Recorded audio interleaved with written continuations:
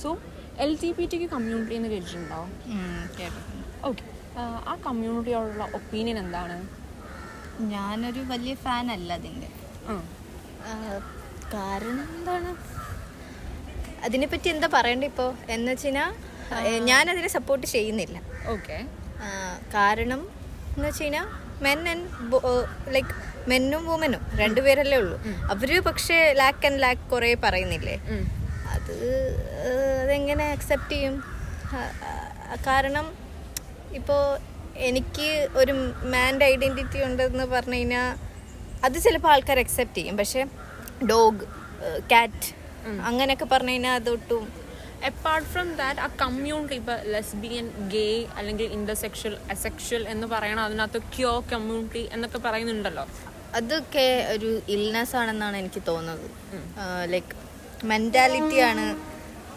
അവർക്ക് എന്തെങ്കിലും കൗൺസിലിംഗ് ഒക്കെ കൊടുത്താൽ അത് മാറി വരും. പക്ഷേ അവരത് ചെയ്യത്തില്ല.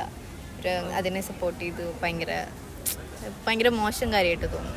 ഓക്കെ, സോ ഒരു ഹൈപ്പോത്തറ്റിക്കൽ സിറ്റുവേഷൻ ആലോചിക്കുക. സിബ്ലിങ്ങോ ഒരു ക്ലോസ് റിലേറ്റീവോ ഒക്കെ ഈ കമ്മ്യൂണിറ്റി ബേസ്ഡ് ആയിട്ടുള്ള ഒരാളാണെങ്കിൽ അവരോട് എത്ര കംഫർട്ടബിളായിട്ട് വർക്ക് ചെയ്യാനും അല്ലെങ്കിൽ ഫാമിലിയിലാണെങ്കിൽ ജീവിക്കാനൊക്കെ പറ്റുമായിരിക്കും? അതിനെപ്പറ്റി ഞാൻ ചിന്തിച്ചിട്ടില്ല ഇതുവരെ.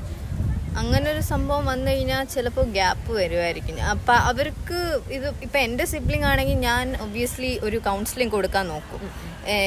എനിക്ക് ബ്രദറാണ്, അപ്പോൾ ഞാൻ ഒബ്വിയസ്ലി ഒരു കൗൺസിലിംഗ് കൊടുക്കാൻ നോക്കും.